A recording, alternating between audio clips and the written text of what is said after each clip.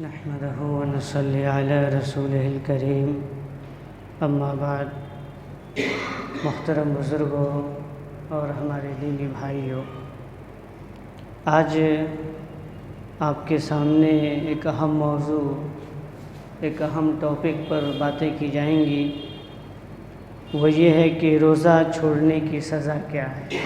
ایک آدمی جان بوجھ کر بغیر کسی شرعی عذر کے روزہ چھوڑتا ہے تو شریعت کے اندر، اسلام کے اندر اس کی سزا کیا ہے، اسی کا آج بیان ہوگا۔ لیکن اس سے پہلے ہم یہ جانتے ہیں کہ روزہ کن لوگوں پر فرض ہے، روزہ کن لوگوں پر فرض ہے، تب جا کر کے آگے کا مسئلہ ہمیں سمجھ میں آئے گا۔ تو اس بارے میں آپ یاد رکھیں کہ روزہ رکھنے کے لیے پہلے 5 شرائط ہیں۔ 5 چیزیں اگر پائی جائیں گی تبھی جا کر کے ایک مسلمان پر روزہ رکھنا لازم ہو جائے گا، ضروری ہو جائے گا۔ پہلی شرط یہ ہے کہ روزہ کے لیے وہ مسلمان ہو۔ مسلمان ہونا ایک آدمی کے لیے ضروری ہے روزہ رکھنے کے لیے، کافر پر روزہ فرض نہیں ہے۔ دوسری شرط یہ ہے مکلف ہو، وہ آدمی مکلف ہو۔ مکلف کا مطلب یہ ہے بالغ ہو، نابالغ پہ روزہ فرض نہیں ہے۔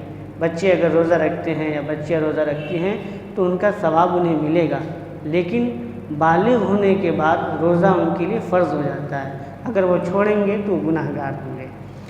تو مکلف ہو، اس کا مطلب یہ ہے کہ وہ بالغ ہو، اور دوسری مطلب اس کی شک یہ ہے کہ وہ عاقل ہو، عقل ہو اس کے پاس۔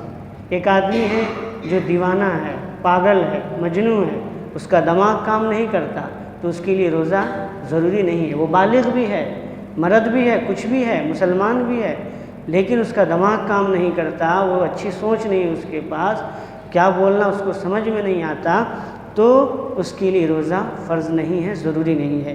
یعنی دوسری شرط ہے کہ مکلف ہو۔ تیسری شرط یہ ہے کہ قادر ہو، روزہ رکھنے کے لیے اس کے پاس طاقت ہو۔ اب ایک آدمی بہت زیادہ بیمار ہے، اس کو خود کھانے کا نہیں ہوتا، اس کے لیے روزہ ضروری نہیں ہے۔ ایک آدمی جو بہت بزرگ ہے، اس کی خود اپنی فکر نہیں، تو اس کے لیے روزہ ضروری نہیں ہے۔ تو تیسری شرط یہ ہے کہ وہ قادر ہو، اس کی طاقت رکھتا ہو روزہ رکھنے کی۔ چوتھی شرط یہ ہے مقیم ہو۔ مقیم کا مطلب یہ ہوتا ہے کہ وہ گھر پہ ہو۔ اگر سفر میں کوئی آدمی ہے تو اس کے لیے روزہ واجب نہیں ہے، اس کے لیے مستحب ہو جاتا ہے، وہ چاہے تو رکھے اور چاہے تو نہ رکھے۔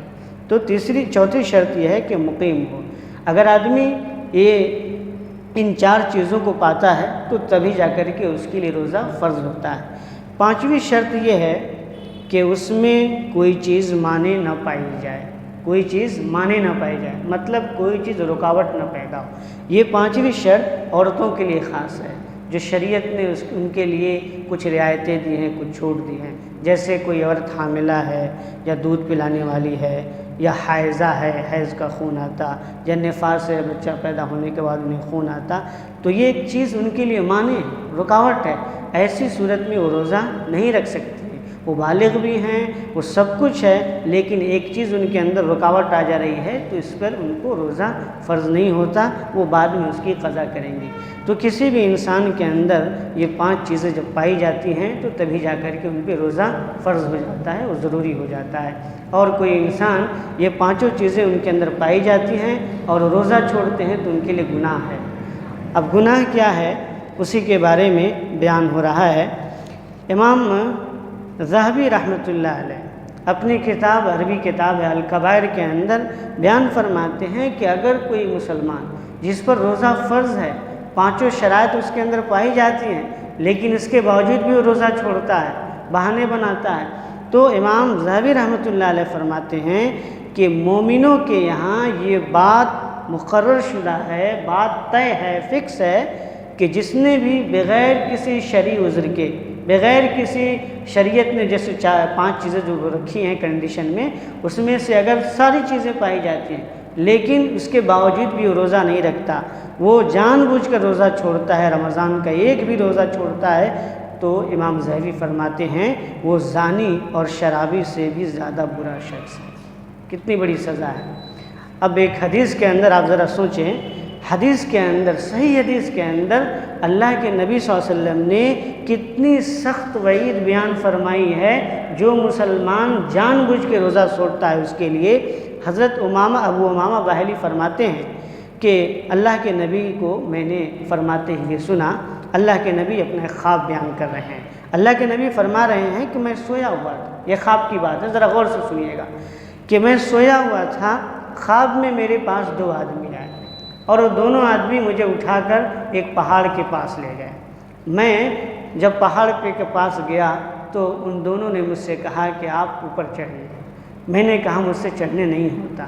اس کے بعد اللہ کے نبی نے جب یہ بات کہی تو ان دونوں آدمی نے کہا کہ میں آپ کی مدد کروں گا، آپ اوپر چڑھیے۔ اللہ کے نبی اوپر گئے پہاڑ پہ، یہ خواب کی بات ہے۔ جب اوپر گئے تو اللہ کے نبی نے دیکھا کہ کچھ لوگ رو رہے ہیں، چیخ رہے ہیں، بلک رہے ہیں۔ اللہ کے نبی نے پوچھا یہ کون لوگ ہیں؟ تو ان دونوں آدمی نے کہا کہ یہ جہنمیوں کی آواز ہے، جہاں انہیں سزا مل رہی ہے تو اس کی پریشانی کو برداشت نہ کر رہے ہیں اور وہ رو رہے ہیں، چیخ رہے ہیں، ان کی آوازیں۔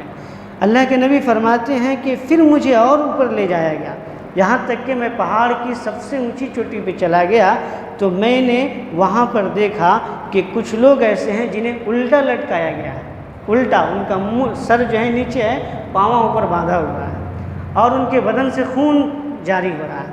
اللہ کے نبی فرماتے ہیں کہ میں نے ان سے پوچھا کہ یہ لوگ کون ہیں؟ تو ان دونوں نے کہا کہ یہ وہ لوگ ہیں جو رمضان کا روزہ نہیں رکھتے ہیں، رمضان کا روزہ جان بوجھ کر چھوڑتے ہیں۔ تو اتنی سخت سزا ہے جان بوجھ کر روزہ چھوڑنے کی۔ تو میرے بھائیوں، اس حدیث کو صحیح الترغیب و ترہیب میں امام البانی نے صحیح کہا، یہ حدیث صحیح ہے۔ تو آج بھی ہم اور آپ اپنے معاشرے میں دیکھتے ہیں بہت سارے مسلمان بھائی ایسے ہیں جو بغیر کسی عذر کے، بغیر کسی شرعی بہانے کے، شرعی مسئلے کے، وہ لوگ جان بوجھ کر روزہ چھوڑتے ہیں۔ ایسے لوگوں کو اس سے بچنا چاہیے اور روزہ رکھنے کی کوشش کرنی چاہیے۔ اللہ تعالیٰ سے دعا ہے کہ اللہ تعالیٰ ہم لوگوں کو نیک عمل کی توفیق عطا فرمائے۔ آمین۔ وصلی اللہ تعالیٰ علی نبینا محمد وعلی آلہ واصحابہ اجمعین، وآخر دعوانا الحمد للہ رب العالمین۔